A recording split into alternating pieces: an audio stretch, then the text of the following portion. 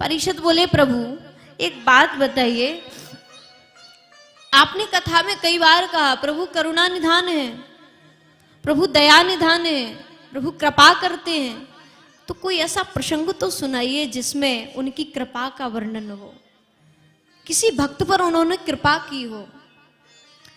तो सुखदेव भगवान ने बड़ा प्यारा प्रसंग सुनाया और वो है श्री सुदामा जी महाराज का। स्मरण हो आया, कृपा तो करी है महाराज सुदामा पर। सुदामा जी का हृदय में स्मरण हुआ, बोले परीक्षित अवश्य हम आपको भगवान की कृपा का वर्णन श्रवण कराएंगे, भगवान किस प्रकार कृपा करते हैं भक्तों पर। सुखदेव भगवान कहते हैं, कृष्णस्यासीत सखा कश्चित ब्राह्मणो ब्रह्मवित्तमः विरक्त इंद्रियार्थेषु प्रशांतात्मा जितेंद्रियः। ये परीक्षित नाम के जो परीक्षित, जो सुदामा जी नाम के जो ब्राह्मण थे, ये बड़े ही भगवत परायण परम वैष्णव थे। और ऐसा ही नहीं, इनका जीवन कैसा था तो कहा कृष्ण स्यासीत सखा कश्चित, सख्य भाव से ये भगवान की भक्ति करते थे। सख्य भाव अर्थात भगवान को सखा मान करके। ब्राह्मणों ब्रह्मवित्तमः, ब्राह्मण का धर्म क्या बनता है?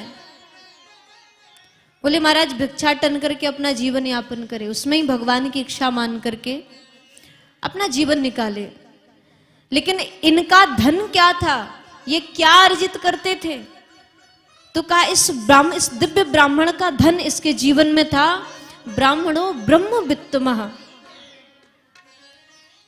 अर्थात इसने अपने जीवन में भगवान के नाम को ही सर्वस्व धन मान करके सतत भगवान का भजन करते रहते थे। और इतना ही नहीं, विरक्त इंद्रियार्थेषु, इंद्रियों से ये विरक्त थे। संसार का जीव तो महाराज इंद्रियों के वश में रहता है, पर सुदामा जी के वश में संपूर्ण इंद्रियां वश में थी।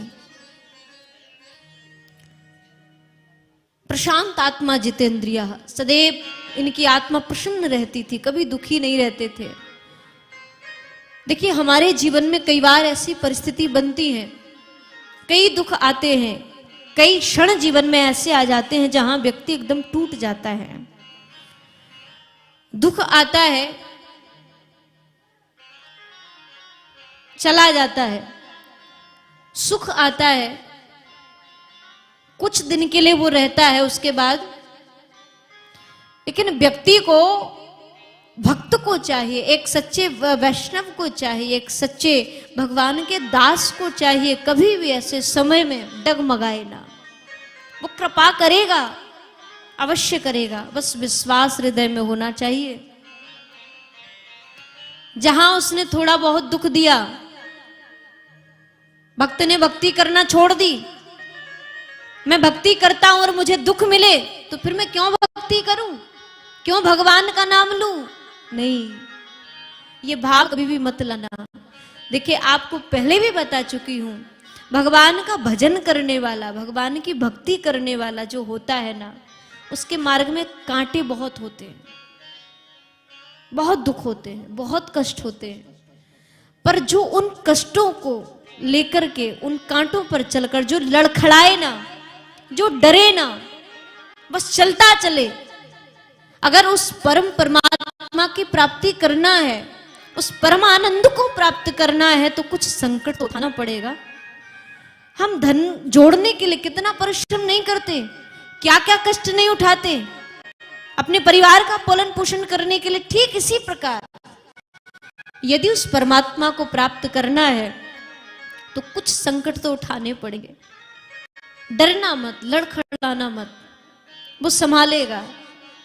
विश्वास होना चाहिए। और सुदामा जी को ये आस थी, ये विश्वास प्रभु पर था, जीवन में कितना भी संकट बना रहे, लेकिन मेरे गोविंद की कृपा से यदि ये मुझे प्राप्त हुआ है, उसके नाम लेने से यदि मुझे यही फल प्राप्त होता है तो मुझे स्वीकार है।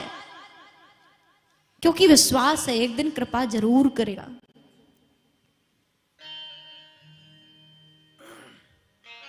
परिस्थितियां आती हैं, पर फर्क इस बात से पड़ता है कि हम उस परिस्थिति को किस प्रकार लेते हैं। हम भगवान की इच्छा मानकर उसको स्वीकार करते हैं या फिर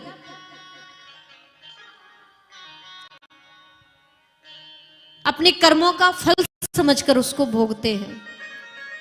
और जिसने भगवान की इच्छा में इच्छा रखकर कार्य करना प्रारंभ कर दिया, समझ लेना वो कभी भी किसी भी कार्य में विफल हो ही नहीं सकता है। उसको सफलता अवश्य मिलेगी, विलंब से सही पर मिलेगी।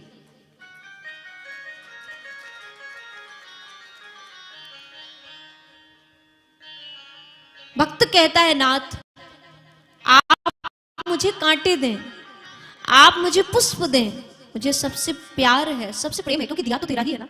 चाहे तू सुख दे चाहे तू दुख दे, दोनों ही तेरे हैं। मैं किसको नकार दूं, किसको अस्वीकार कर दूं, मुझे दोनों से प्रेम है। भक्त कहता है, नाथ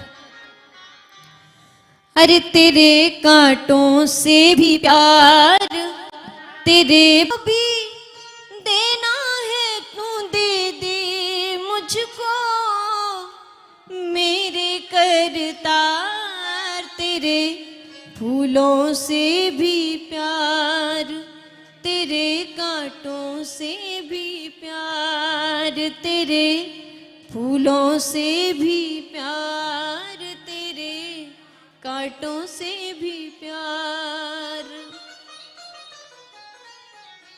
बोलिए भक्त वत्सल भगवान की जय हो। भक्त का ऐसा ही स्वभाव होता है। और सुदामा जी महाराज बस इसी भाव में केवल जीते थे। और मैंने आपको बताया था कि दरिद्र, कई जगह सुदामा को दरिद्र कहा जाता है, पर वास्तव में सुखदेव भगवान ने तो कहीं दरिद्र कहा ही नहीं है, कहीं भी नहीं कहा। उनकी महिमा को गाया है, सुदामा जी के नाम के यश को बढ़ाया है। सुदामा जी कैसे थे ये वर्णन किया, पर उनको कहीं दरिद्र नहीं कहा है। क्योंकि दरिद्र कौन होता है? जिसके जीवन में असंतोष होता है, जहां संतुष्टि नहीं होती वो दरिद्र है। और जहां संतोष रूपी धन आ जाए महाराज, फिर वहां कोई धन टिकता नहीं है। जब आवे संतोष धन, सब धन धूरी समान। संतोष रूपी धन के आगे कोई धन टिकता ही नहीं है। तो संतोष सुदामा जी के जीवन में था। और जिसे असंतोष हो महाराज, उसे थोड़ा तो क्या, पूरा ब्रह्मांड भी लाकर उसके सामने रख दोगे ना कि लो तुम ब्रह्मांड के अधिपति हो, फिर भी उसे जी महाराज का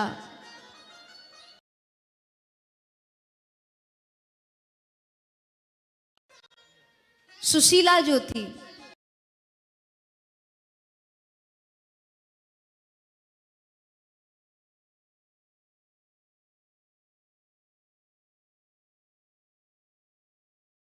घर के ओर देखते ही नहीं थे। अर्थात घर की स्थिति क्या है, मेरे गोविंद ने जो दिया उसमें खुश। पर कहीं ना कहीं सुशीला को ये हृदय में भाव बना रहता था, हमारे घर में कुछ नहीं है। दरिद्रा सीध माना सा, बेप माना विगम्य चा। सुदामा जी का तो बढ़िया से परिचय दिया, पर जहां सुशीला का परिचय दिया सुखदेव भगवान ने, तो वहां क्या किया? बोले दरिद्रा सीध मानाशा। इनकी जो पत्नी थी सुशीला, ये थोड़ी दरिद्र स्वभाव की थी,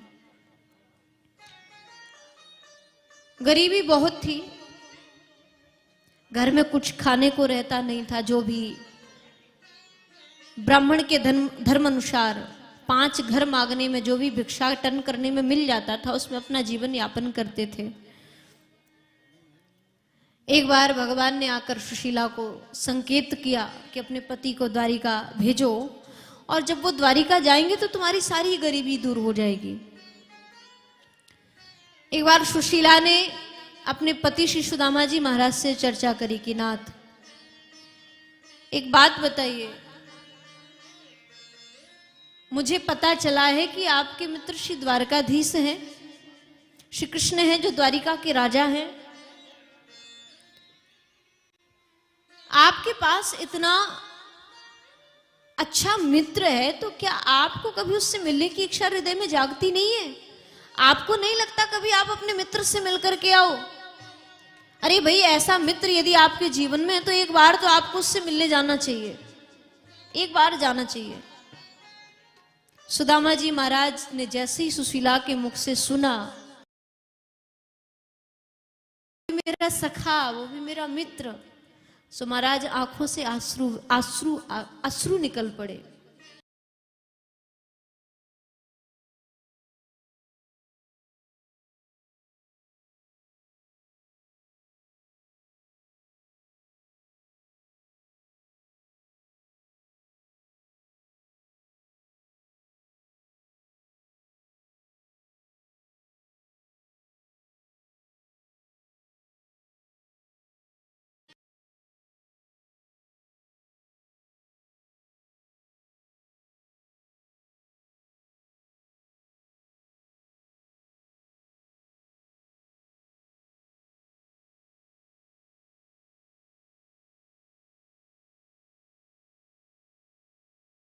झूठ बोलती हो, झगड़ती रहती हो, लड़ती रहती हो, और अगर कभी ऐसी पत्नी पति से कोई अच्छा काम करने के लिए कहे कि आपके द्वारा ये काम होना चाहिए,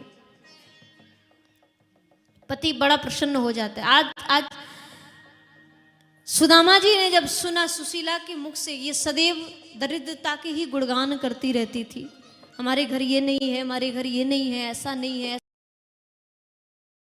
पर आज इसको ऐसा, इसका कौन सा पुण्य जाग गया जो आज ये मुझे कृष्ण दर्शन के लिए प्रेरित कर रही है।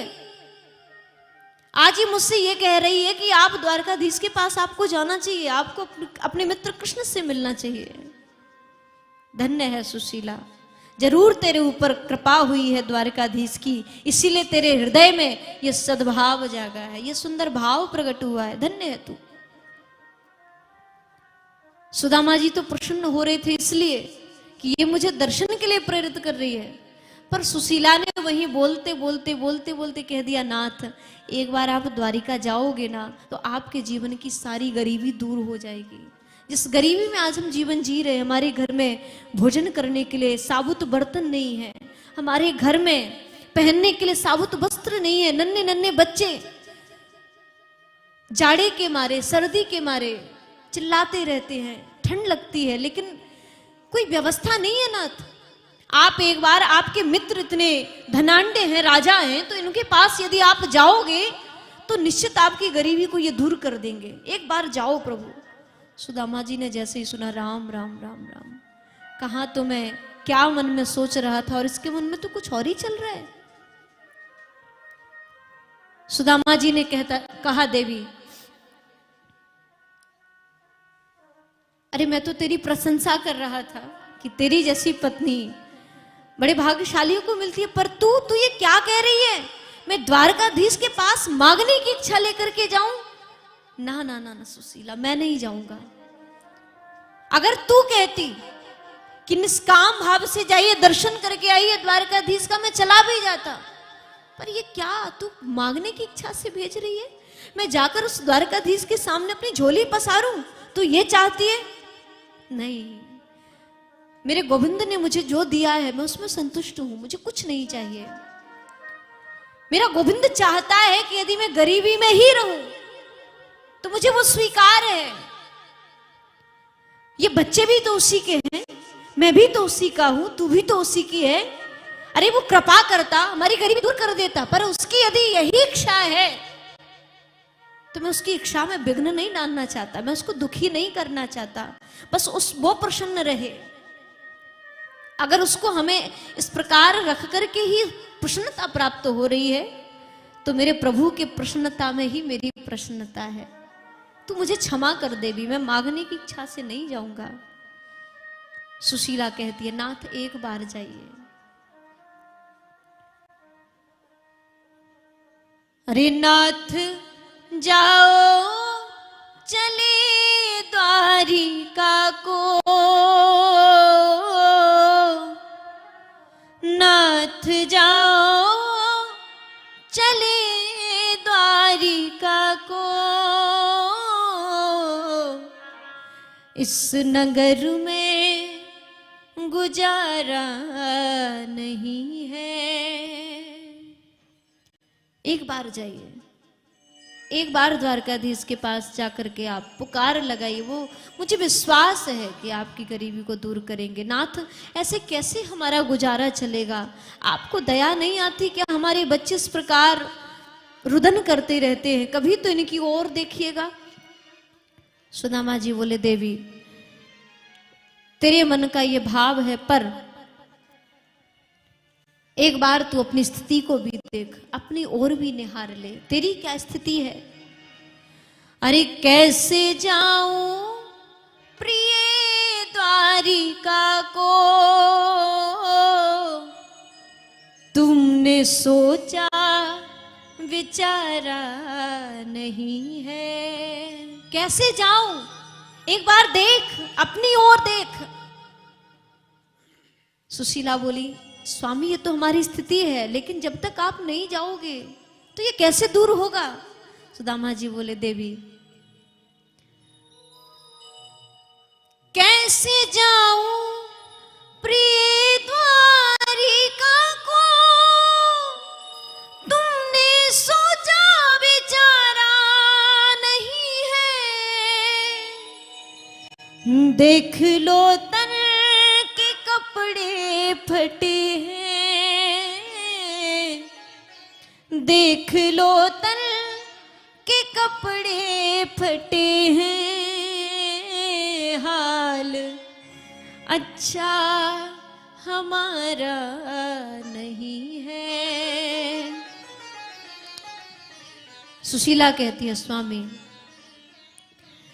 कहना मानो तुम स्वामी, हमारी मित्रता है प्रभु से तुम्हारी।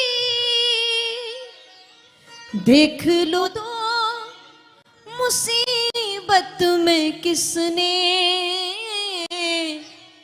देख लो तो मुसीबत में किसने, मुरली वाला पुकारा नहीं है। नाथ आप अपने बात करते हैं, अरे जब कभी किसी पर संकट पड़ा है, कभी किसी पर मुसीबत आई है, तो किसने नहीं पुकारा उसको? हर कोई उसकी शरण लेता है, फिर आप क्यों हिचकिचा रहे हैं? देख लो तो मुसीबत में किसने, मुरली वाला पुकारा नहीं है। एक बार जाइए, बार बार जब सुदामा जी से अनुरोध किया, बार बार आग्रह किया, एक बार जाइए नाथ, एक बार जाइए। सुदामा जी बोले, ठीक है देवी, ठीक है, अगर तू कहती है मैं जाऊंगा, पर एक बात मुझे बता, हमारी स्थिति क्या है? हमारे पास हमारे शास्त्र कहते हैं कभी भी मित्र के घर खाली हाथ नहीं जाना चाहिए, गुरु के घर खाली हाथ नहीं जाना चाहिए, बेटी के हाथ खाली हाथ नहीं जाना चाहिए। आज मैं अपने मित्र के यहाँ क्या लेकर के जाऊं? जाऊं भी तो उसको भेंट स्वरूप क्या प्रदान करूंगा? हमारे पास 4 सुपारी तो ठीक, 4 चावल भी सावत नहीं है जो हम जाकर द्वारकाधीश को प्रदान कर दे। सुशीला बोली, बस इतनी सी बात है, इतनी सी चिंता है, इस कारण आप नहीं जा रहे हैं? चिंता मत करिए, मैं व्यवस्था करती हूँ। सुशीला गई और पड़ोसिन के यहाँ जाकर के याचित्वा चतुरो मुष्ठीन विप्रान पृथु तंडुलान चैल खंडेन तान वद्वा भर्त्रे प्रादातु दुपायनम। सुशीला ने पड़ोसिन के यहाँ जाकर के 4 मुट्ठी चावल मांगे, बहन कृपा करके कुछ दिनों के लिए मुझे उधार दे दो, मेरे पति जब लौट करके द्वारिका से आएंगे तो मैं तुम्हारे पहले के दिए हुए और अब के सब वापस कर दूंगी। तो पड़ोसिन ने किया क्या दिया? बोले, चावलों में जो टूटन के चावल थे, जो फटकन के बच जाते हैं, वो चावल निकाल करके दे दिए, ले जाओ लेकिन जल्दी वापस करना। सुशीला उस चावलों को लेकर के गई, घर में वस्त्र ढूंढा, कहीं साबुत वस्त्र दिखाई नहीं पड़ा। एक वस्त्र मिला जो जो रंग बिरंगे कपड़ों से सिला हुआ था, उसमें भी 10 तरह के कपड़े लगे हुए थे, सिले हुए। सुशीला ने वो छोटा सा कपड़ा उठाया, उसमें 4 मुट्ठी चावल बांध दी और दे दी। स्वामी ये लीजिए, ये भेंट आप द्वारकाधीश को दे दीजिएगा, अब तो कोई चिंता नहीं है, जाइए। सुदामा जी महाराज को जब बार बार आग्रह करके भेजा, सुशीला ये भली भांति जानती है कि ये कभी मांगने वाले नहीं है, इनके मुख से कभी याचना नहीं निकली, ये कभी मांग नहीं सकते द्वारकाधीश से, ये कभी स्थिति नहीं बता सकते हैं। इसलिए सुशीला ने एक संदेश कहलवा दिया सुदामा जी से, आप जा तो रहे हैं पर एक मेरा संदेश कह दीजिएगा द्वारकानाथ से, अपने मित्र से। 1 मास द्विपाख में 2 एकादशी होए, सो प्रभु दीन दयाल ने नित प्रतिदिन मोए।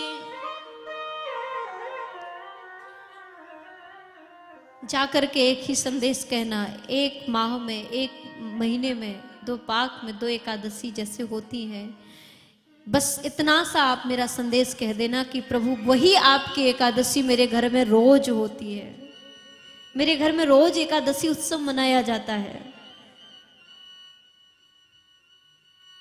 सुदामा जी वहां से प्रस्थान किए और सुदामा जी महाराज बड़ी ही दिव्य भावना हृदय में लेकर के भगवान कृष्ण से मिलन की कामना लेकर के द्वारिका प्रस्थान करते हैं।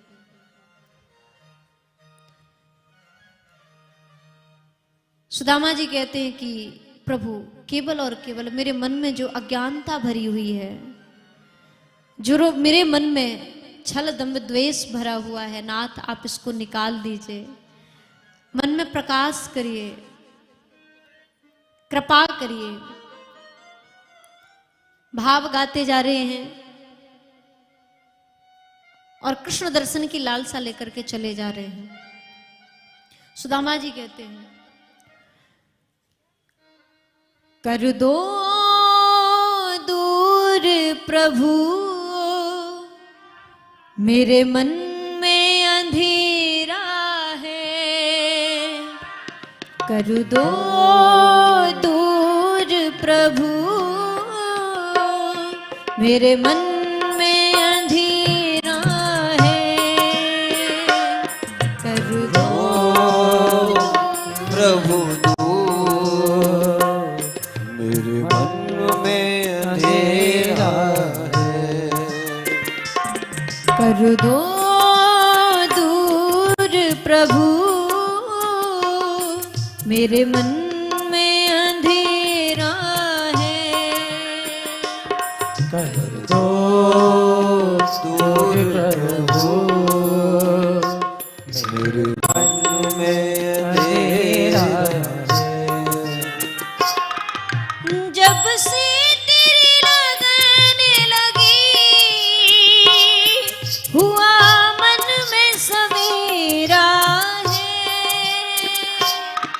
जब से तेरी नजर लगी तेरी सवेरा कर दो दूर प्रभु मेरे मन में अंधेरा है, कर दो दूर प्रभु मेरे मन में अंधेरा है।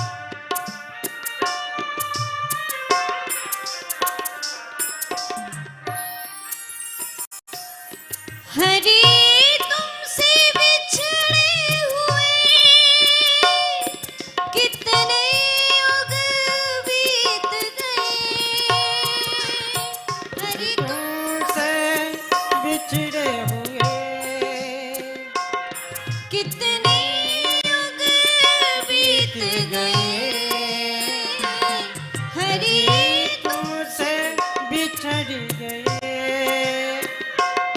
कितने युग बीत गए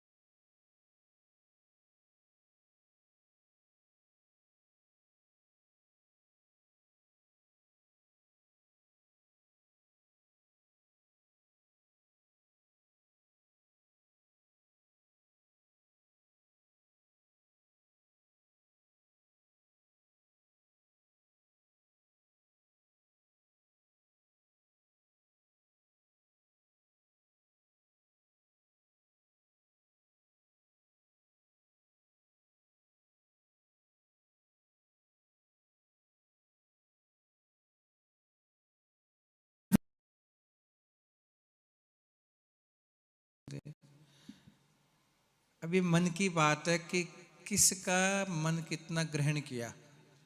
आप लोगों का ध्यान जहाँ जहाँ होगा ना, वैसे ही आपको एक ज्ञान की प्राप्ति हुई है। शरीर से तो आप यहाँ बैठे हो, ये तो मैं भी जानता हूँ, क्योंकि आप जा भी नहीं सकते, बाहर के हैं, सब टिकट बने हुए हैं, बैठना तो पड़ेगा, कथा में आए हो।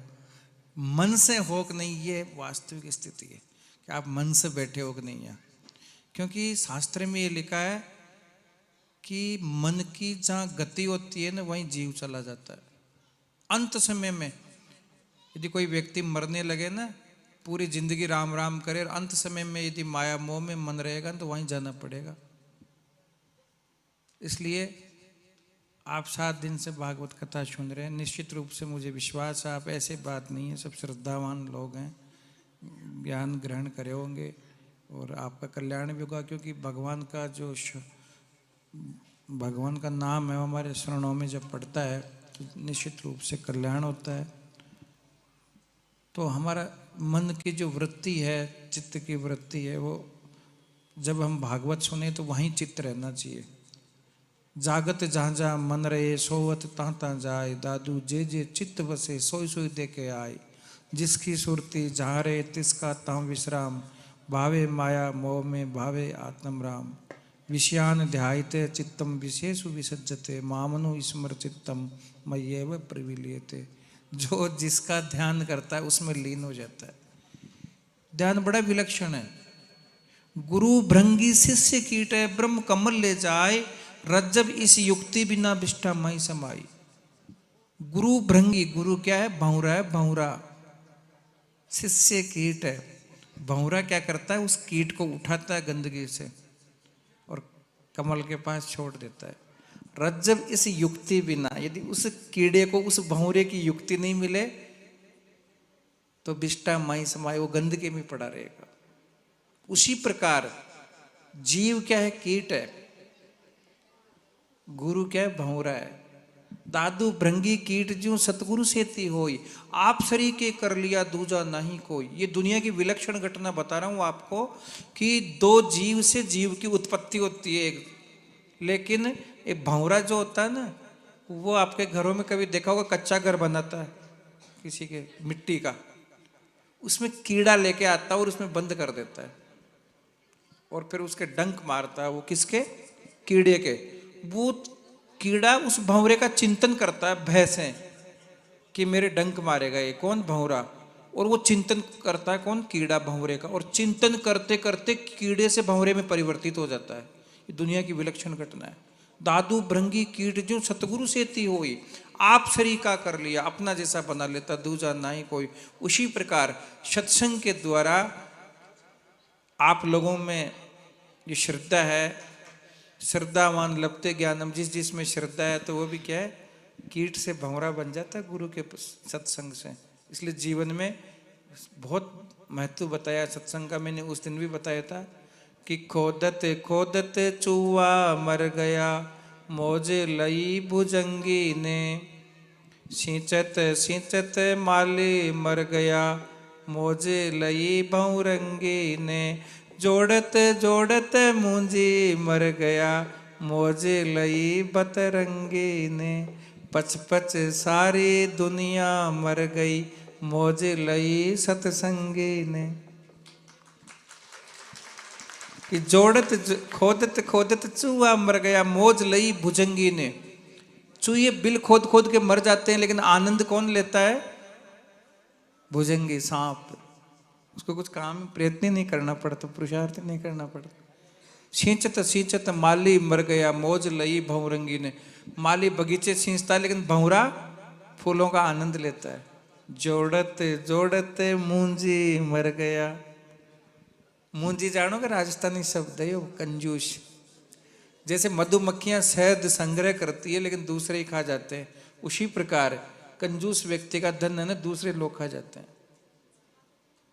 दय्यम दीन दिनाय च वित्तम। इसलिए कुछ किया करो। जिसको देना आता है ना, वो महान व्यक्ति होता है एक है। और जिसको कभी देना नहीं आता ना, जो लेना ही लेना जानता, वो दे नहीं सकता। एक कंजूस आदमी था, वो कुएं में गिर गया तो गांव वाले इकट्ठे हुए और इकट्ठे हुए तो गांव वालों ने कहा रहे तो अपना गांव का आदमी गिर गया बेचारा, इसको बाहर निकालो। तो गांव वालों ने रस्सी नीचे डाली कुएं में, तो उसको बोले कि तेरे हाथ दे, तो हाथों को पीछे खींचे। कंजूस आदमी था वो, देने के नाम से हाथों को। गांव वालों ने कहा ये क्या हो रहा है, ये तो कुएं में पड़ा, हम इसको निकालना चाहते हैं, इसको बोले हाथ दे, ये हाथों को पीछे खींच रहा है। ये कोई सज्जन पुरुष थे, उन्होंने सोचा कि ये जीवन भर लिया ही लिया है, दिया नहीं, इसको बोल रस्सी ले। तो उसको बोला रस्सी ले, और जो ही ऐसा बोलते वो रस्सी को पकड़ लिया और उसको बाहर निकाल दिया। तो जिसने जीवन भर लिया ही लिया वो देना नहीं जानता है। इसलिए परमार्थ को सब किया आप स्वार्थ नाई, परमेश्वर परमार्थी के साधु कलिमा। इस कली काल के अंदर परमार्थी या तो संती होते हैं या भगवान ही होते हैं, वो अपने लिए नहीं जीते। तरवर सरवर संत जन चौथा बरसे में, परमार्थ के कारण चारों धारी दे। वर्षा भी अपने लिए नहीं बरसती, वृक्ष भी अपने फल नहीं खाता है, नदियां भी अपना पानी नहीं पीती। उसी प्रकार जो सज्जन व्यक्ति है वो इस संसार के अंदर ही पृथ्वी रुकी हुई है, जो दया भाव रखते हैं, जिनके जो दान करते हैं, जो सेवा करते हैं, जो परोपकार करते हैं, तो हमें लेना चाहिए, पात्र बनना चाहिए जो सत्संग आपको सुना रहे हैं, ताकि आपके जीवन में कुछ ज्ञान ग्रहण हो, आपका भी कल्याण हो। लेकिन जब तक आपके पात्र उल्टे रहेंगे ना, बरसेगा लेकिन आप चूक जाओगे। वर्षा बरसती है ना, पहाड़ों पे एक बूंद नहीं रुकती और गड्ढे में पानी चला आता। इसलिए अपने आप को पात्र बनाओ। भरा हुआ पात्र होगा उसमें कौन डालेगा? रे हमारे पात्र उल्टे हो रहे हैं सबके पात्र। हम जिज्ञासु बनो, पिपासु मीमांसु। आपके भीतर एक दर्द होना चाहिए, एक ललक होनी चाहिए, एक उसके प्रति आतुरता होनी चाहिए। अतिगति आतुर मिलन को, जैसे जल बिन मीन सो देखे दीदार को दादू आत्मलीन। अतिगति आतुर मिलन को जैसे जल बिन मीन, जैसे मछली को पानी से अलग कर दो ना, वो कितनी तड़पती है, ऐसी आतुरता हमारे भीतर होगी तो ही हम सत्संग का ज्ञान का लाभ ले सकते हैं। अन्यथा हमारे भीतर प्यास ही नहीं है, फिर हम पानी के लिए कहेंगे तो भी आप पानी नहीं पियोगे, नदी बह रही है और आप प्यासे रह जाओगे। प्यास जगा लो जीवन में, तो निश्चित रूप से आपका कल्याण होगा। प्रेम करो सत्संग से, संतों से। मन हस्ते मद मत मरे तो मारिए, मन हस्ते मद मत मरे तो मारिए, कन कामनी दोष टरे तो टारिए। संतों से ती प्रीत पले तो पालिए, राम भजन में देह गले तो गालिए। मन हस्ती मद मत मरे तो मारिए। जब मैंने कल बताया था ना, कल शाम को आया था मैं थोड़ी देर के लिए, माता जी पूछ रहे थे, सारे बीमारियों की जड़ है मन। मन एवं मनुष्याणाम कारणम बंध मोक्ष। कहते हैं बंधन का हेतु भी यही है और मुक्ति का हेतु भी यही है। अच्छा कर्म भी यही करवाता है, बुरा कर्म भी यही करवाता है, दुख भी इसी को होता है, सुख भी इसी को होता है, पाप भी इसी से होता है, पुण्य भी इसी से होता है। लाभ हानि जितने भी काम होते हैं सब मन से होते हैं। अब ये हमारा मन कैसे शांत रहे? आपका मन शांत रहेगा सत्संग से। जो आप बराबर सत्संग सुनोगे ना तो आपका मन बहुत ही बढ़िया। ये अवसर है, ये बार बार मिलने वाला नहीं है। पायो है मनु से देह ओसर बन्यो है ये, ऐसे देह बार बार कहो कहाँ पाइए। भूलत है बावरे तू रतन अमूल्य को कासु का ठुगाइए।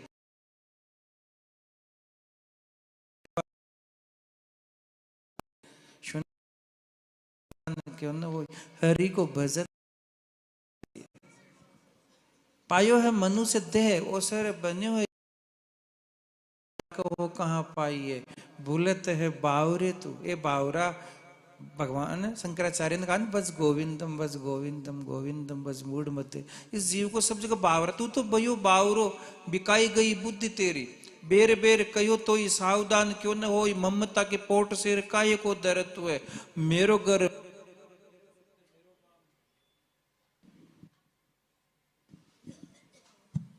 तू तो भयो बा बेर बेर कहो तो ही सावधान क्यों न हो, ममता के पोट सिर काहे को धरत है। और हमारे तो पता नहीं कितनी ममता के पोट सिर पे धर के मैं ये कर लूंगा ये कर लूंगा, बहुत सारे है ना। अंत समय में भी जो है ना हमारी कोई ना कोई वासना रहती है संसार में, और ये शास्त्र मिथ्या नहीं बोलते, जब वासना रहती है ना वहीं वापिस आना पड़ता है। एक सोनी जी थे सुनार, तो जीवन भर सोने का काम किया, बहुत सारा धन था उनके पास। तो कहते हैं कि जब वो मरने लगे तो उनकी आवाज बंद हो गई। तो बच्चों ने सोचा कि बापू है ना, वो इशारा करने लगे इधर गेट की तरफ, दरवाजे की तरफ कि, तो बच्चों ने सोचा कि बापू कहीं धन दबा रखा है जमीन में, क्योंकि जीवन पर सोने चांदी का काम किया तो जोड़ रखा होगा। तो डॉक्टर को बुलाए, बोले डॉक्टर साहब कैसे भी करके बापू को एक बार बुला दो आप। तो उनको दवाई इंजेक्शन दिए और वो बोले, और क्या बोलते हैं कि उनका जो गेट के ऊपर झाड़ू थी ना, तो वो बोले अरे मूर्खो तुम्हारा घर कैसे चलेगा, वो देखो गधा झाड़ू खा रहा है। अंत समय में भी इस संसार में ही हमारी जो है ना मन की वृत्ति रहती है। जीवन भर जो व्यक्ति में कुछ नहीं में क्या देगा, आप मिलो ना मुझसे, अंतिम जिया करो, कल का दिन नया होना चाहिए। कल सुबह रोज उठो, सोचो मैं नया व्यक्ति इस संसार में पैदा हुआ हूं, सूर्य नया है, मित्र नए है, आपको आनंद आएगा। क्योंकि मन का स्वभाव नूतनता, पुरानी चीजों में मन, जैसे आप जयपुर कभी नहीं गए, फर्स्ट बार जाओगे जयपुर, कभी अनुभव किया करो। किताबों से इतना ज्ञान नहीं मिलेगा जो प्रैक्टिकल लाइफ में मिलेगा। नूतन चीज में हमें आनंद आता है, ये स्वभाव है मन का। आप एक वस्त्र को रोज पहनिए, एक ही एक वस्त्र को, चाहे कितना ही महंगा हो, आपको पूरे भारतवर्ष का सबसे महंगा वस्त्र एक महीना तक पहनो, 2 महीना 3 महीना, आप उब जाओगे। आप सबसे अच्छी जो सब्जी है ना, रोज एक ही एक सब्जी खाइए, आपका मन उब जाएगा। सबसे अच्छा भोजन एक एक रोज करो, उब जाएगा। इसलिए मन का स्वभाव नूतन। कभी ईश्वर के पास जाओ ना, कभी रो, मीरा पग बांध के घुंघरू नाच, कभी नाचती थी, कभी रो लेती थी, भई रे मीरा प्रेम दीवानी मेरो दर्द न जानी को, कभी रो लेती थी। कभी रो लो, कभी हंस लो। हम तो वही सुबह उठे और वो यंत्रवत चल रहे हैं, ओम जय जगदीश और भक्तजनों के संकट, फिर वो गए ऑफिस। कभी तुम्हारा मन जो हो ना, कभी 10 दिन में 1 दिन पूजा करो, महीने में 1 दिन करो पूजा, कोई फर्क नहीं पड़ेगा। दिल से करो, हृदय से, ओरिजिनल होनी चाहिए। फिर आप जो भी क्रिया करोगे वो सब ईश्वर के समर्पित हो जाएगी। दादू कहे दिन दिन नवतम भक्ति दे, दिन दिन नवतम नाम, दिन दिन नवतम नेह दे, मैं बलियारी जाऊं। हे परमात्मा, मुझे रोज तेरा नया नया नाम दे, मैं एक ही नाम क्या पुकारूं तेरा। अपनी माँ को आप रोज बोलो तो मेरी माँ है, तो माँ कहेगी तू पागल तो नहीं हो गया, मैं माँ हूं, कहने की क्या जरूरत है, तुम मैं माँ हूं क्या, तेरी क्या जरूरत है, वो है ही भगवान अपना है, बस क्या कहोगे, तू मेरा है ही वो तो अपना।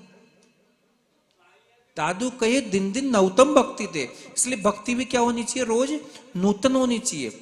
दिन दिन नवतम नेह दे, रोज नया नया प्रेम हो, कभी नाचें, कभी गाएं, कभी हंसें उस परमात्मा की याद में। मैं बलियारी जाऊं, हे प्रभु मैं तेरे ऊपर न्योछावर होता हूं। तो आप मन को ताजा रखो, नवनीत मक्खन की तरह ताजा होना चाहिए।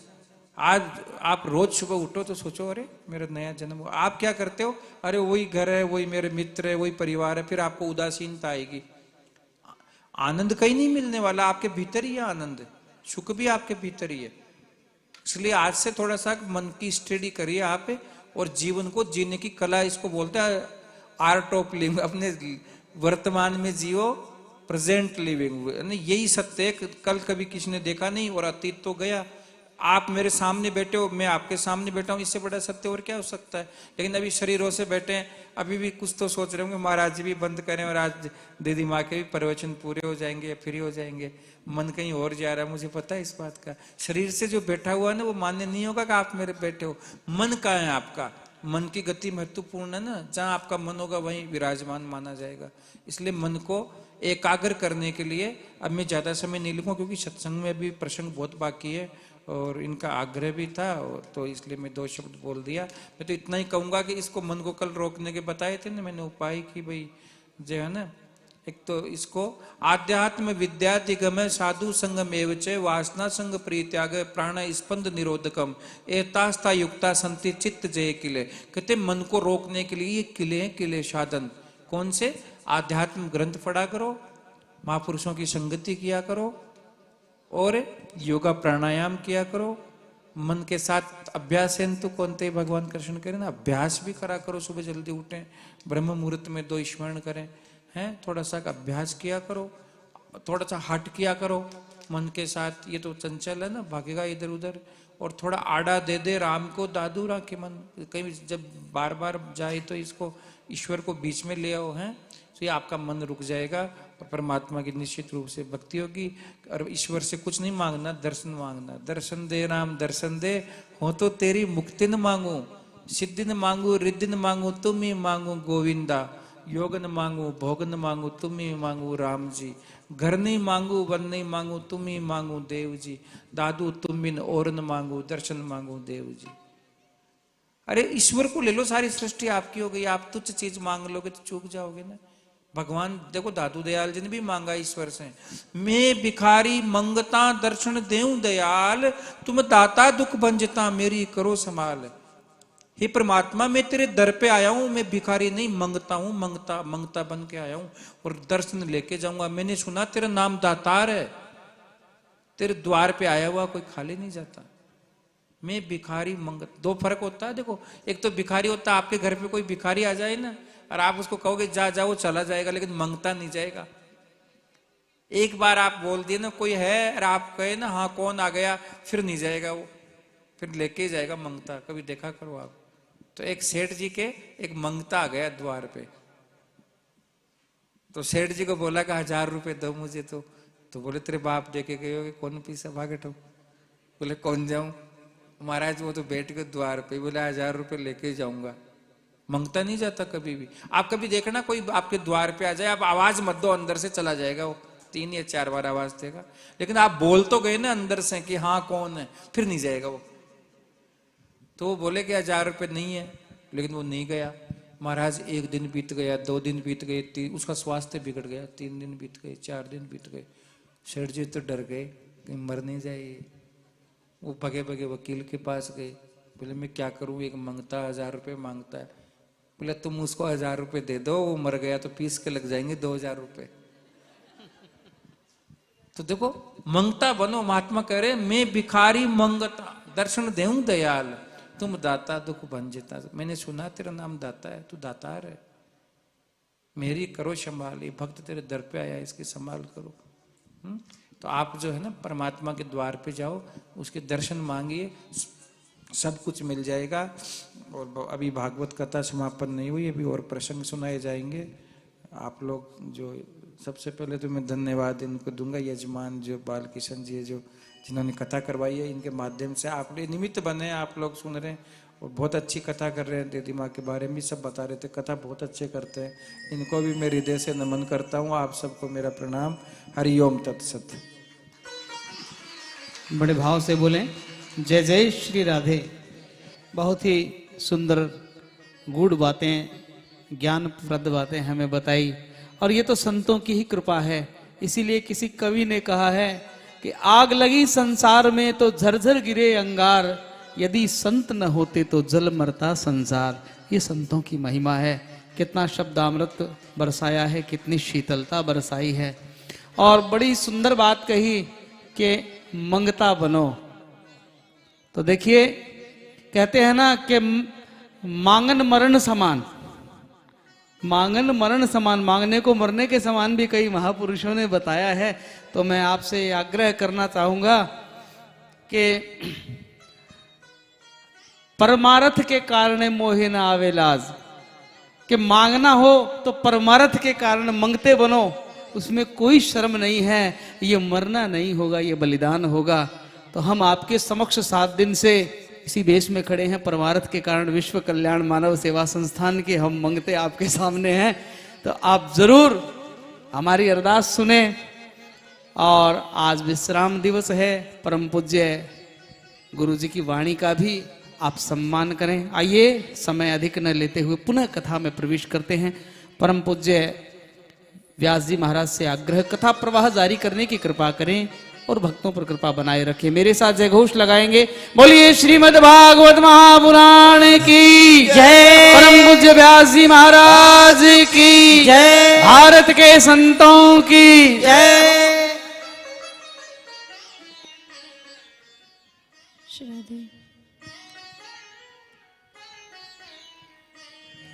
शिवा के बिहारी लाल की जय श्रीमद् भागवत महापुराण की जय संत भगवान की जय। अभी हम आप सभी ने पूज्य महाराज श्री के आशीर्वचनों को श्रवण किया। बहुत बहुत प्रणाम करती हूँ मैं पूज्य महाराज श्री के चरणों में। आइए पुनः हम आप सब कथा में प्रवेश करें। सुखदेव भगवान कहते हैं परिषद, सुदामा जी महाराज भगवान के दर्शनों की दिव्य इच्छा को लेकर के द्वारिका सुदामा जी ने प्रस्थान किया। मार्ग में चलते चले जा रहे हैं सुदामा जी, बस एक चित्त केवल एक जगह अटका हुआ है, प्रभु के चरणों में। गोविंद के दर्शन होंगे। आज मैंने ऐसा कौन सा सत्कर्म किया है जो आज मैं कृष्ण के दर्शन करने के लिए द्वारका के लिए निकल पड़ा हूं। देखिए, जब भी कभी अच्छे कार्यों के लिए हमारे पग आगे बढ़े ना, जब भी कभी सत्कर्मों के लिए, भगवान की कथा के लिए, सत्संग के लिए, संत दर्शन के लिए, तीर्थ दर्शन के लिए, देव दर्शन के लिए, जब कभी हमारे पग आगे बढ़े, भाव हृदय में जागे, तो समझ लेना जरूर हमारे पूर्व जन्म के कुछ न कुछ अच्छे पुण्य ही एकत्रित हुए होंगे। इसलिए यह सुंदर दिव्य भाव हृदय में प्रकट हुआ है। सुदामा जी भी यही सोच रहे हैं कि मैंने ऐसे अपने जीवन में कौन सा पुण्य कर्म किया है जो आज मुझे मेरे गोविंद का दर्शन होगा, आज मुझे मेरे कृष्ण का दर्शन होगा।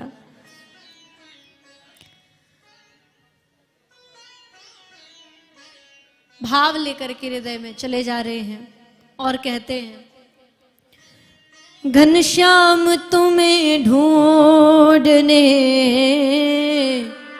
हम जाएं कहाँ कहाँ, घनश्याम तुम्हें ढूंढने जाएं कहाँ कहाँ, घनश्याम तुम्हें ढूंढने जाएं कहाँ कहाँ, घनश्याम तुम्हें ढूंढने जाए कहाँ कहाँ, घनश्याम तुम्हें ढूंढने जाए कहाँ कहाँ, घनश्याम तुम्हें ढूंढने जाए कहाँ कहाँ, अपने विरह की याद हम, अपने विरह की याद हम दिलाए कहाँ कहाँ, अपने विरह की याद में बुझाए कहाँ कहाँ, घनश्याम तुम्हें ढूंढने जाए कहाँ कहाँ।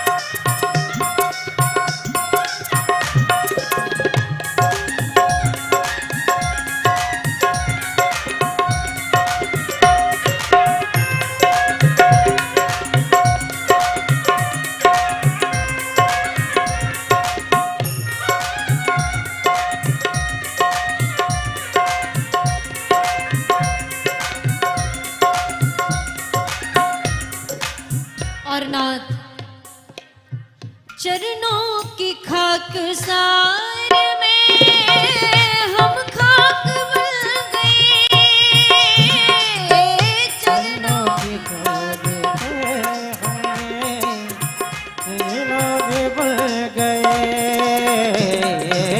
चरणों की खाक सार में हम खाक बन गए, चरणों की खाक सार में हम खाक बन गए, अब खाक पे, अब खाक पे और खाक हम, अब खाक खाक में और खाक हम रमाए कहाँ कहाँ, अब खाक पे और खाके हम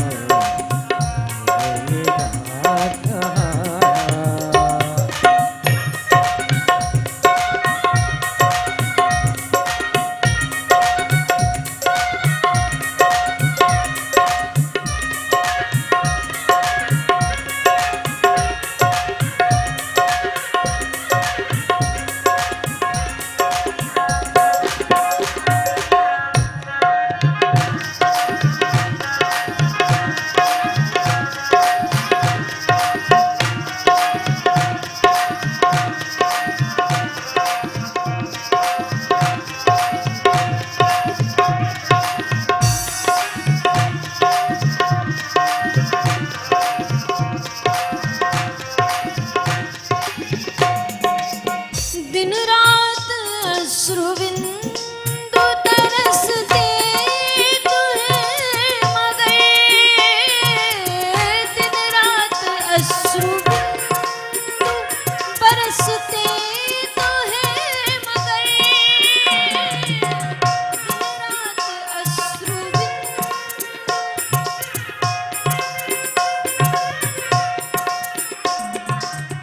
दिन रात अश्रुबिंदु बरसते तुहें मगर, सब तन में लगी आग हम, सब तन में लगी आग हम बुझाए कहाँ घनश्याम तुम्हें ढूंढने जाए कहाँ कहाँ, घनश्याम तुम्हें ढूंढने जाए कहाँ कहाँ,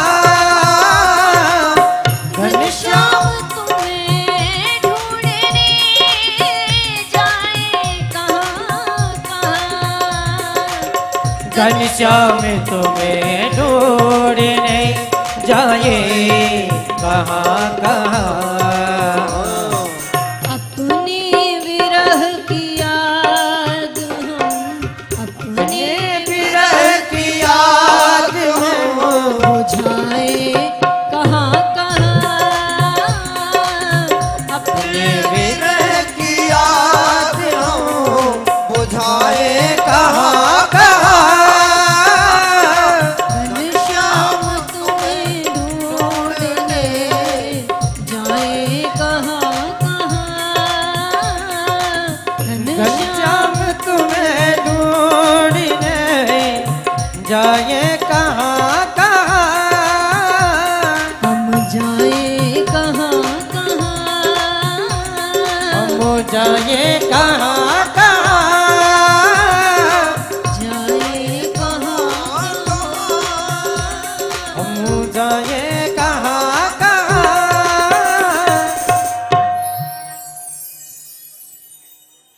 घनश्याम तुम्हें ढूंढने हम जाए कहाँ कहाँ, घनश्याम तुम्हें ढूंढने। बड़ा दिव्य भाव सुदामा जी महाराज लेकर के कृष्ण दर्शन की लालसा एकमात्र हृदय में जाग रही है। ना भूख लगती है ना प्यास लगती है, जिंदगी अब उदास लगती है। कैसे आऊं मैं द्वारिका तेरी, अब तो आस भी निराश लगती है। सुदामा जी महाराज चलते चलते जा रहे थे,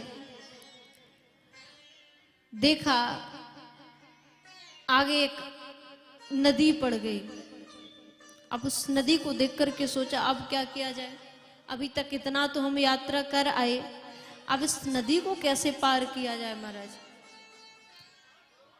सोचा शायद अब मैं द्वारिका नहीं पहुंच पाऊंगा। सुदामा जी महाराज ने आवाज लगाई, अरे भैया कोई है जो मुझे उस पार पहुंचा सकता है।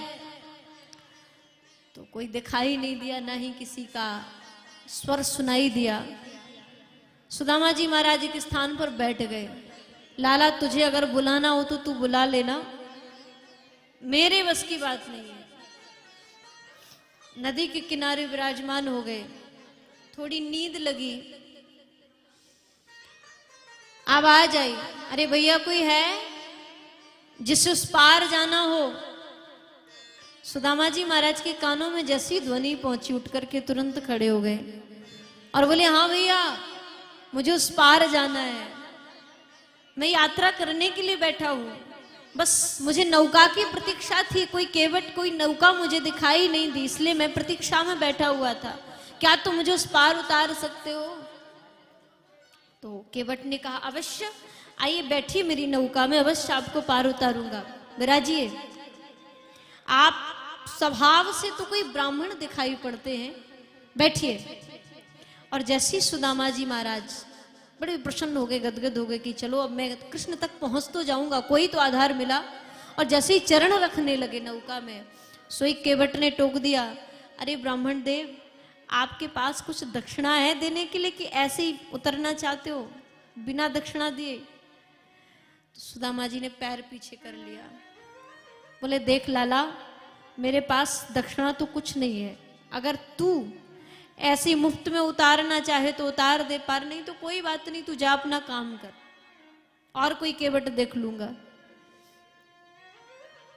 केवट ने कहा, नहीं नहीं नहीं ब्राह्मण देव नाराज मत होइए, विराजिए। अरे आप जैसे निराश्रितों को, आप जैसे संतोष रखने वालों को तो मैं मुफ्त में ही पार उतार देता हूं, बैठो मेरी नाव में।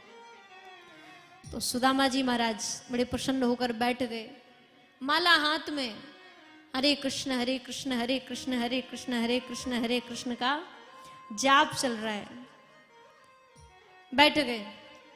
अब जो केवट था, वो केवट बड़े गौर से निहार रहा था सुदामा जी को। सुदामा जी की नजर पड़ी, सुदामा जी ने केवट से कहा, क्यों रे तू मुझे ऐसे क्यों देख रहा है, क्या बात है? तो केवट ने कहा कि विप्रदेव मैं आपसे ये पूछना चाहता हूं कि आप जा कहां रहे हैं, कहां जा रहे हैं आप? तो सुदामा जी ने कहा, तू क्या करेगा जानकर, जाने दे, अपना काम करना। बोले नहीं नहीं, आपको देखकर ऐसे लग रहा है जैसे आप किसी से मिलने की प्रतीक्षा में हो, आपके मुख पर दर्शन हो रहा है, कहां जा रहे हैं आप? तो कहा कि देख भैया मुझे द्वारिका जाना है। द्वारिका? आप द्वारिका जा रहे हैं? द्वारिका में कोई आपका सगा संबंधी है क्या? बोले सगा संबंधी नहीं, बहुत ही सगा है। अच्छा ऐसी बात है, लेकिन महाराज आपकी स्थिति को देख करके तो नहीं लगता कि द्वारिका में आपका कोई सगा संबंधी होगा, आपका कोई रिश्तेदार होगा, क्योंकि द्वारिका में जहां द्वारिकानाथ साक्षात लक्ष्मीपति विराजमान है, वहां ऐसे दीनहीन गरीबों का कोई काम नहीं है, वहां इतनी गरीबी किसी के पास नहीं है जैसी वेशभूषा आपकी दिखाई दे रही है। सुदामा जी बोले, अरे तू बात करता है किसी और की, और जिसकी तू कह रहा है लक्ष्मीपति, द्वारकाधीश, द्वारिकानाथ, श्री कृष्ण, मैं तो उन्हीं से मिलने जा रहा हूं। केवट ने कहा, अच्छा क्यों उपहास करते हो, सत्य बताओ किससे मिलना है? बोले, अरे बाबरे मैं कृष्ण से ही मिलने जा रहा हूं। कृष्ण से आपका क्या संबंध है? बोले, कृष्ण तो मेरा बचपन का सखा है, मेरा मित्र है, मेरा और उसमें बड़ा प्रेम है, बड़ा स्नेह करता है वो मुझे। हम एक साथ गुरुकुल में खेले हैं, एक साथ हम भोजन आदि करते थे, क्रीड़ा आदि करते थे, हम बचपन के मित्र हैं। केवट ने कहा, वाह क्यों झूठ बोलते हो महाराज, कहां आप, कहां द्वारिकापति, द्वारिकाधीश, लक्ष्मीपति। सुदामा जी बोले, अरे भैया तू मेरे कन्हैया को नहीं जानता, तू क्या जानेगा उसको, तूने तो जीवन भर केवल नाव ही चलाई है, इस पार से उस पार लोगों को उतारता रहता है, पर मेरा कन्हैया तो मुझे जैसे लोगों से ही प्रेम करता है, तू नहीं जान सकता उनको। और ये केवट भैया कोई और नहीं थे, ये केवट भैया साक्षात द्वारकाधीश ही महाराज बन करके आए थे, जो अपने भक्त को जब देखने लगे कि ये भक्त मेरा हार रहा है, थक रहा है, कहीं ऐसा ना हो कि मेरी निष्ठुरता को देखकर ये लौट जाए, इसलिए भगवान श्री कृष्ण स्वयं केवट बन करके, केवनहार बन करके भगवान ने सुदामा के जीवन की नौका को संभाल लिया, बिठा लिया नौका में, आ मैं तुझे पार उतारूंगा। इसी प्रकार जो भक्त होता है ना भगवान का, जब हारने लगता है जीवन से, तो सब कुछ दोनों हाथ उस मायापति के हाथों में पकड़ा देता है। नाथ तू जान, तेरा काम जाने, अब मेरे बस की बात नहीं है, मैं तो तेरे भक्ति के मार्ग पर तेरा दर्शन करने के लिए निकला था, पर अब तू संभाल, तू जान। बस जिस दिन भक्त आश्रित हो जाता है उस प्रभु पर, उस परमात्मा पर, उसी दिन मेरा कन्हैया उसके दोनों हाथों को थाम लेता है। बेटा तू चिंता मत करना, मैं तेरे साथ हूं, मैं तेरी नौका उस पार उतारूंगा, उस भव से पार तुझे उतारूंगा। धन्य है द्वारकाधीश महाराज ने स्वयं केवट बन करके मेरे कृष्ण ने पार उतार दिया। सुदामा जी बोले भैया ये बता द्वारिका कितने दूर है? बोले देख भैया ज्यादा दूर तो नहीं है, पर थोड़ी ही दूर है, पर आपकी स्थिति को देखकर, आपके शरीर को देखकर लगता है कि आप अगर पूरे साहस, पूरे बल से, यदि पूरी शक्ति के साथ आप चलें तो दिन में आधा किलोमीटर भी नहीं चल सकते, थक जाएंगे, परेशान हो जाएंगे। सुदामा जी महाराज थोड़ा और आगे चले, एक वृक्ष के नीचे बैठ गए और अब कहा कि लाला अब तू बुला ले, थोड़ा विश्राम करूं, तेरी इच्छा हो तो तू बुला, अब मेरे पैर नहीं चलते, मैं थक गया हूं। एक वृक्ष के नीचे विराजमान हुए, वहीं भगवान ने माया के द्वारा सुदामा जी को तुरंत उठा करके सीधा द्वारिका पहुंचा दिया। नींद खुली, देखा, आंखों के सामने चकाचौंध दिखाई दी। अरे महाराज ये सब क्या है? मैं तो जंगल में पड़ा हुआ था, मैं तो वन में पड़ा हुआ था, पर यहां ये स्वर्ण महल, ये स्वर्ण नगरी सब कहां से आ गई? सुदामा जी ने जैसे ही देखा खड़े हो गए, कहीं ऐसा तो नहीं मैं सपना तो नहीं देख रहा हूं, सच है कि नहीं? देखा वहां चारों तरफ जय श्री कृष्ण, जय श्री कृष्ण, जय श्री कृष्ण, द्वारकाधीश की जय जयकार हो रही है। सुदामा जी ने सोचा लग रहा है कि मैं द्वारिका पहुंच गया हूं, तो दो द्वारपाल महल के आगे दिखाई दिए। सुदामा जी ने सोचा चलो इनसे पूछता हूं, कुछ पता चले। जाकर सुदामा जी ने कहा भैया जय श्री कृष्ण। द्वारपालों ने हाथ जोड़कर कहा महाराज जय श्री कृष्ण। बोले भैया ये कौन सी नगरी है? बोलिए द्वारिका नगरी है। अच्छा तब तो मैं सही स्थान पर पहुंचा हूं। अच्छा भैया एक बात बता, यहां के राजा कौन है? तुम सब किसके सेवक हो? तो द्वारपालों ने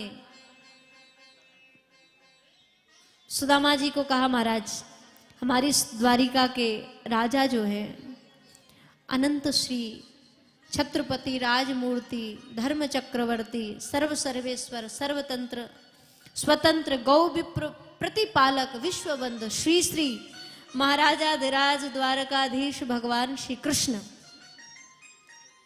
इतना लंबा चौड़ा नाम जब नाम लिया महाराज, तो सुदामा जी ने सोचा मेरे कन्हैया का नाम तो केवल कृष्ण था, लगता है द्वारिका का राजा बनने के बाद बड़ी पदवी आगे लग गई है। अच्छो भैया एक काम कर, मेरा अनुरोध, मेरा आग्रह, एक निवेदन मेरा, तू अपने राजा से कह देना कि द्वार पर एक सुदामा नाम का ब्राह्मण आया है जो तुम्हारे बचपन का मित्र है। हम कृष्ण से मिलने के लिए बहुत दूर से आए हैं, कृपा करके मेरा इतना सा संदेश द्वारकाधीश तक भेज दो। द्वारपालों ने जब सुना तो कहा कि महाराज आप जैसे ब्राह्मणों से तो मेरा गोविंद बड़ा प्रेम करता है, आप 2 क्षण ठहरिए, हम अभी आते हैं। अभी आपका संदेश जाकर के हम कहते हैं। एक द्वारपाल सुदामा जी महाराज आग्रह करते हैं कि एक बार जाकर के कहिए, एक बार जाकर द्वारकाधीश को संदेश कहिएगा।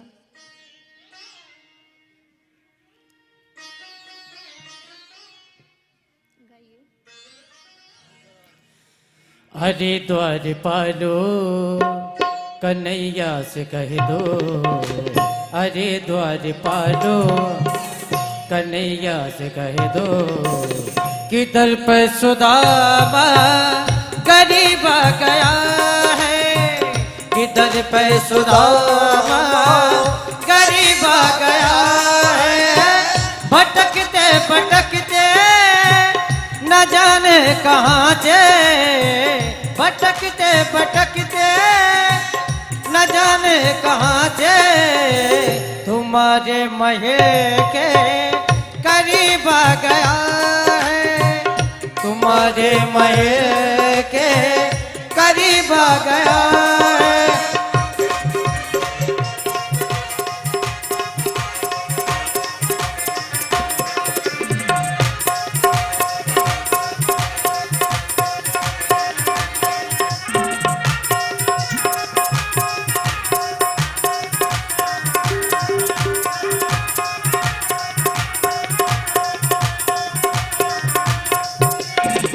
न सर पे है पगड़े न तन पे है रामा, बता दो कन्हैया को नाम है सुदामा, हो बता दो कन्हैया को नाम है सुदामा, बता दो कन्हैया को नाम है सुदामा। न सर पे है पगड़ी न तन पे है दामा, बता दो कन्हैया को नाम है सुदामा। न सर पे है पगड़ी न तन पे है दामा, बता दो कन्हैया को नाम है सुदामा, हो बता दो कन्हैया को नाम है सुदामा। एक बारी मोहर से जाकर के कह दो, तुम एक बारी मोहर से जाकर के कह दो, मिलने सकावत नसीब आ गया है, मिलने सकावत नसीब आ गया है। हो अरे द्वारपालो कन्हैया से कह दो, अरे द्वारपालो कन्हैया से कह दो कि दर पे सुदामा करीब आ गया है, दर पे सुदामा करीब आ गया।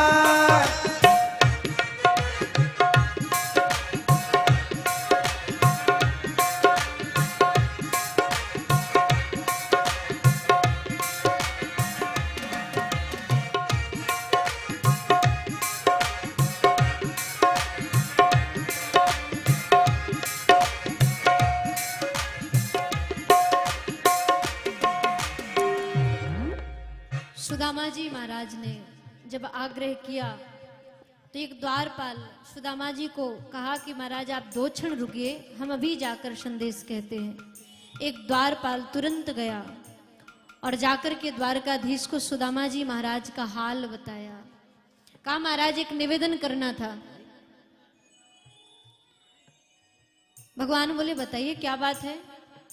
तो द्वारपाल ने कहा प्रभु शीस पगा न झगातन पे, प्रभु जाने को आही बसे के ही ग्रामा, धोती फटी सी लटी दुपटी, अरु पाए उपान की नहीं सामा, द्वार खड़े दुज दुर्बल एक, रह्यो चक्षो वसुधा अभिरामा, पूछत दीन दयाल को धाम, बतावत आपनो नाम सुदामा। और आज जैसे ही द्वारपाल ने इतना कहा कि प्रभु आपका मित्र आपका सखा आया है, भगवान ने जैसे ही सुना तो भगवान ने एक क्षण का विलंब नहीं किया, तुरंत मेरे प्रभु नाम सुनते ही भागे, सुनते ही दौड़े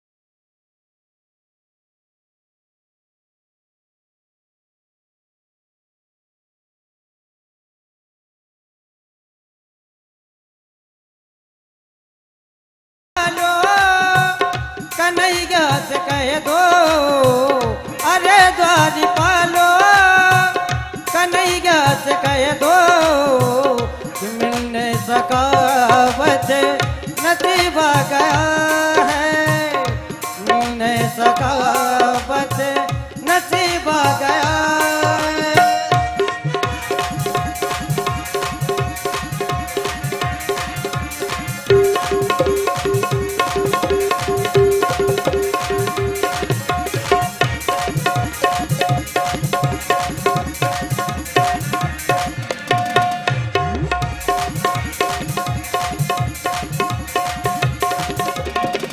बराबर पे अपने सुदामा बिठाए, चरण आंसुओं से श्याम ने धुलाए, ओ चरण आंसुओं से श्याम ने धुलाए।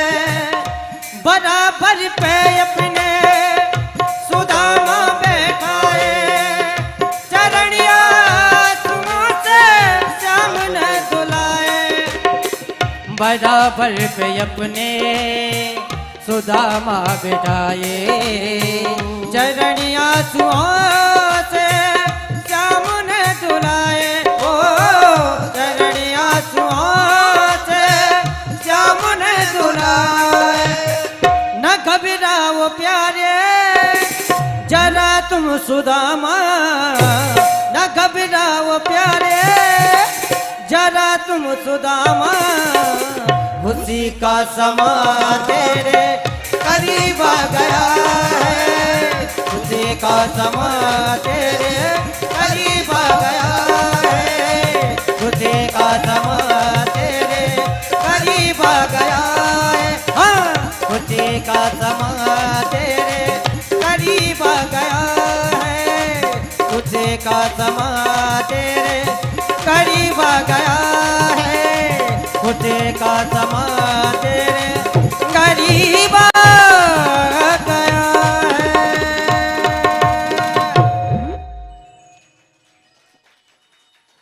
बोले द्वारकाधीश भगवान की जय हो, श्री सुदामा जी महाराज की जय हो। आज भगवान श्री कृष्ण ने सुदामा जी को अपना आलिंगन प्रदान किया। भगवान ने अपने अंक में भरकर सुदामा जी महाराज से मिलकर मेरे प्रभु द्वारिका के राज सिंहासन पर सुदामा जी महाराज को पधराया, बिठाया। और इतना ही नहीं, भगवान ने अपने अश्रु बिंदुओं से सुदामा जी महाराज के चरणों को पखार दिया। साक्षात लक्ष्मी भगवती जिसके पीछे जगत दौड़ता है महाराज, वो लक्ष्मी आज साक्षात सुदामा जी महाराज के बगल में खड़ी होकर के सुदामा जी की सेवा में पंखा जल रही हैं, सेवा कर रही हैं। देवी पर्यचरत साक्षात चामर व्यजनेन वै, साक्षात लक्ष्मी पंखा जल रही हैं, चबर डुला रही हैं। धन्य है साक्षात लक्ष्मीपति जिनके चरण पखार रहे हैं, लक्ष्मी जिनको पंखा कर रही है, हवा कर रही है, जिनकी सेवा में खड़ी हुई है। ऐसा ब्राह्मण, ऐसा अवधूत महाराज कोई साधारण जीव नहीं हो सकता। साक्षात लक्ष्मी नारायण जिनकी सेवा में लगे हुए हैं। धन्य है सुदामा जी। रुक्मणी मैया बार बार सोचती हैं, इस अवधूत के ठाट देखो, जिसकी चरण रज को पाने के लिए मनीषी कितना तपस्या करते हैं, तप करते हैं, योग आदि करते हैं, जप करते हैं। वही द्वारिका नाथ, वही जगत पिता इनके चरणों में बैठ करके इनके चरणों को अपने अश्रु से पखार रहा है, उनके चरणों को दबा रहा है। धन्य है नाथ, धन्य है तेरी लीला। इस अवधूत ने, इस ब्राह्मण ने ऐसा कौन सा कार्य किया है जो तू इन पर इतना रीझ गया। भगवान ने बड़ी सेवा करी।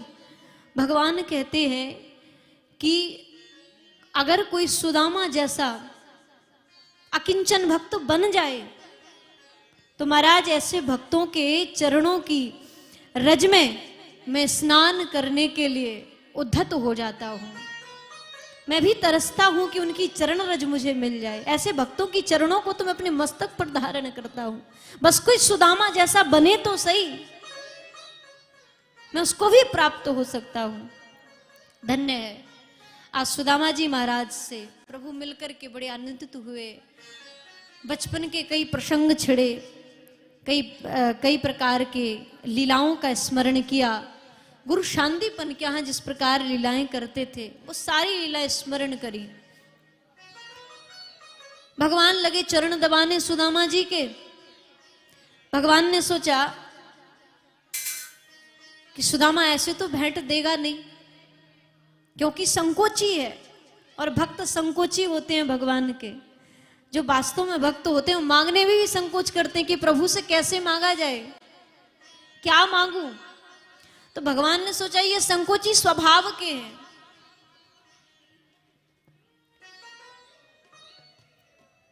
भगवान लगे थे चरण दबाने। अब जैसे सुदामा जी से भगवान ने पूछा, लाला एक बात बता, भाभी ने हमारे लिए कोई भेंट नहीं भेजी? सोई सुदामा जी की धड़कन तेज हो गई,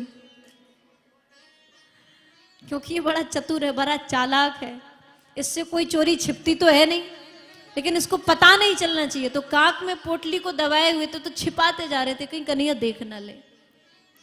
अब उस हाथ को यूं पकड़ के, जिस हाथ में पोटली दबा रखी थी, उस हाथ को यूं दबाने लगे। भगवान बोले कहा बात है लाला, हाथ दुख रो है? सुदामा जी बोले ना ना लाला, हाथ ना दुख रो। अब तू तो जानते ही है, इतने लंबे सफर से यात्रा से आ रहे हैं तो भाई थोड़ा बहुत कष्ट तो होगा, हाथ पैर तो दुखेंगे ही सही। भगवान बोले अरे मुझे क्या पता कि आपका हाथ दुख रहा है, पहले बताना चाहिए ना, मैं आपका चरण लगा हूं दबाने के लिए, लाइए हाथ दबा देता हूं।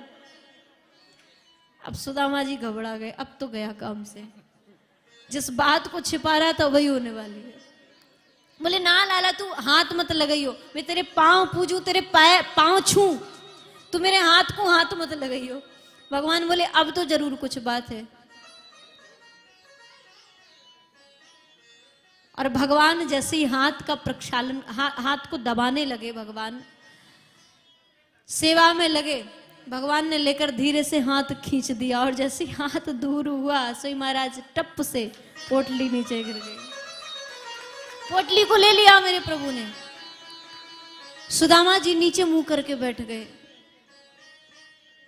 भगवान ने कहा अच्छो ये बात है, जरूर ये भेंट मेरी भाभी की भेजी हुई होगी, लेकिन आप मुझसे छिपा रहे थे, आप मुझे देना नहीं चाहते थे। सुदामा जी, भाभी ने इतने प्रेम से, इतने भाव से यदि मेरे लिए भेंट भेजी थी तो आप फिर देना चाहिए ना। सुदामा जी आंखों में अश्रु भर के कहने लगे लाला तुझे क्या दे सकता हूं, तू तो संसार को देने वाला है, जगत को खिलाने वाला है, तुझे मैं क्या अर्पण करूं। नेत्रों में अश्रु भर गए। भगवान ने उस पोटली को खोला। भगवान ने एक मुट्ठी चावल उठा करके हाथ में लिए, आंखों में अश्रु आ गए नाथ के। भगवान ने कहा सुदामा इसमें तेरा भाव भरा हुआ है, इसमें तेरा प्रेम भरा हुआ है, इसमें तेरा संतोष धन भरा हुआ है। मैं आज इन चावलों के बदले तुझे तीनों लोगों का राजा बना दूंगा, तू चिंता मत कर, तू घबरा मत। भगवान ने एक मुट्ठी चावल उठाए और उठा करके चावलों को ग्रहण कर लिया। दूसरी मुट्ठी चावल प्रभु ने लिए, दूसरी मुट्ठी चावल ग्रहण कर लिए। सुदामा जी भगवान के भाव को देख रहे हैं, जरा देखो तो इस जगत पिता को कैसे रीझ जाता है ये। धन्य है रे लाला। और जैसी तीसरी मुट्ठी भरी मेरे प्रभु ने ग्रहण करने के लिए सोई रुक्मणी मैया ने हाथ पकड़ लिया। अरे द्वारिकानाथ क्या कर रहे हो, हमारी ओर भी देखो, हमें और भी 16,000 है, वो कहाँ जाएंगी। सारा कर दिया। अगर आपने तीनों लोग दे दिए इनको तो हम सब कहाँ जाएंगी, किसके आश्रित रहेंगी। इसलिए नाथ कृपा करके ये एक लोग तो बचने दो कम से कम। हम जानते हैं कि आप जिस भक्त की भक्ति पर रीझ जाते हो उसे सर्वस्व लुटा देते हो। तीनों लोगों का राजा बनाने का भी आप संकल्प ले लेते हैं, लेकिन नाथ अगर आपने 3 लोग सुदामा को दे दिए तो आप सुदामा जी बन जाओगे और सुदामा जी द्वारिका नाथ हो जाएंगे। और ये बात किसी को पता नहीं थी, केवल मां रुक्मणी के अलावा महाराज कोई नहीं जानता था। रोका, भगवान ने वो प्रसाद रुक्मणी को दिया, लीजिए ये सब पत्नियों में बांट दीजिए, भाभी का दिया हुआ प्रसाद है, कोई भी वंचित ना रह जाए, सबको बांटना। तो इस प्रकार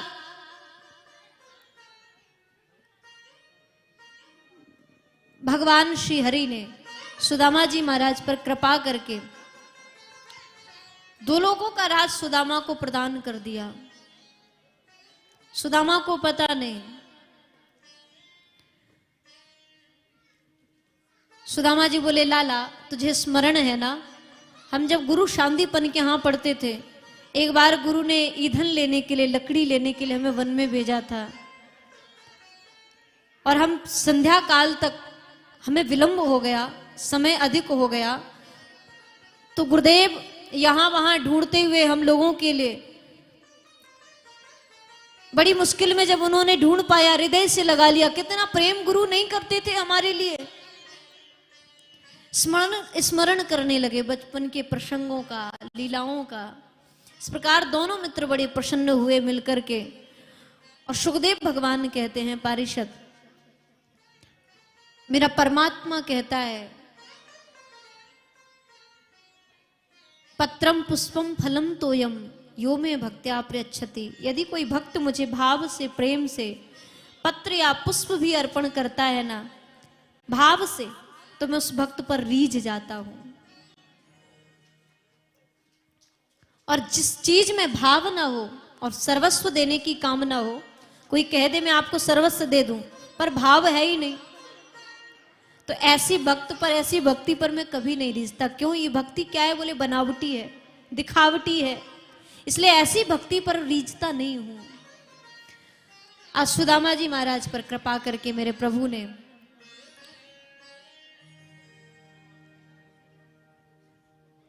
उनके जीवन को धन्य किया। सुदामा जी मन ही मन भगवान से प्रार्थना करते हैं कि नाथ आप ये मत समझना कि मैं आपसे कुछ लेने के लिए आया हूं, मेरे मन में लेने की भावना नहीं है, बस मेरा तो एक ही भाव है। सुदामा कहते हैं, हे प्रेम पयोधी समझते हो, यह पपीहा प्यासा आया है, करुणा निधि यही समझ लेना, द्विज दर्शन करने आया है। उस एक घड़ी के छलवल ने, मुझे याद है नाथ, मैंने आपसे छल किया था, मैंने छिपा के चने खा लिए थे, उस एक घड़ी के छलवल ने अब तक मुझको तरसाया है। हे कृपा सिंधु यह नीच छली बस क्षमा मांगने आया है। उस घड़ी जो मैंने पाप किया था, उस घड़ी जो मैंने कर्म कर दिया था, नाथ मैं तो बस उसकी क्षमा याचना आपसे करने आया हूं। इस भक्त को क्षमा कर देना, आपसे कुछ मांगने की इच्छा नहीं है मेरी। इस प्रकार दिव्य करुणा निधान के इस पावन प्रसंग का वर्णन, श्रवण सुखदेव भगवान ने परिषद महाराज को कराया। कहा ऐसे ये करुणा निधान है, ऐसे ये करुणा निधि है, कब किसकी भक्ति पर रीझ जाए। सुदामा जी महाराज वहां से आज्ञा लेते हैं कि प्रभु अब हम ज्यादा रोकेंगे नहीं, हमें जाने की आज्ञा दीजिए। तो भगवान ने रोकने का दुराग्रह भी नहीं किया, रुकने का, और भगवान विदा करने के लिए चल पड़े। सुदामा जी महाराज महलों से बाहर निकले, द्वारकाधीश भी पीछे पीछे पीछे पीछे सुदामा जी महाराज के चले जा रहे थे। चलते चलते सुदामा जी महाराज के मन में विचार आया कि जब मैं आया तो स्वागत तो बड़ा जोरदार हुआ, सबने बड़ा स्वागत किया, लेकिन सुशीला जो मेरी पत्नी थी वो तो यही प्रतीक्षा में बैठी होगी कि जब मेरे पति आएंगे तो बहुत धन लाएंगे, पर यहां तो देना लेना तो कुछ हुआ ही नहीं, न द्वारकाधीश ने कुछ दिया। सुदामा जी महाराज ने सोचा क्या किया जाए। सुशीला अगर पूछेगी क्या लाए तो क्या कहूंगा, कि वही फटी सी धोती पहनकर वहां पहुंच जाऊंगा तो कहेगी क्या लेने गए थे। सुदामा जी महाराज रुक गए और पीछे मुड़ करके देखा, भगवान बोले क्या हुआ, क्या बात है? तो सुदामा जी बोले ना ना लाला कोई बात नहीं, बस मैं तो ये कह रहा था कि अब आप भी जाइए, महल का राजपाट संभालिए, मैं तो चला जाऊंगा। राम राम कहनी थी। भगवान ने कहा कि मेरा संदेश भी भाभी को कह देना। बोले क्या? बोले बस मेरी तरफ से राम राम कह देना। सुदामा जी बोले मैंने सोचा ये कुछ कह रहा होगा कि भाभी को कुछ दे देना, पर ये तो बोला राम राम कह देना। राम राम तो पहले ही मैं वैसे ही कह देता। जा कन्हैया तुम वापस लौट जा, मैं चला जाऊंगा। और भगवान श्री कृष्ण से आज्ञा लेकर के सुदामा जी पहुंचते, चलते चलते अपनी नगरी पहुंचे और वहां जाकर के देखा कि जहां एक कुटिया बनी हुई थी वहां दिव्य स्वर्ण महल खड़े हुए हैं। सुदामा जी महाराज बार बार मुख से उच्चारण कर रहे थे, अरे मेरी झोपड़ी कहाँ गई, मेरी कुटी कहाँ गई? अरे कुटी गई तो गई, सुशीला कहाँ गई? सुशीला को कहाँ ढूंढूंगा?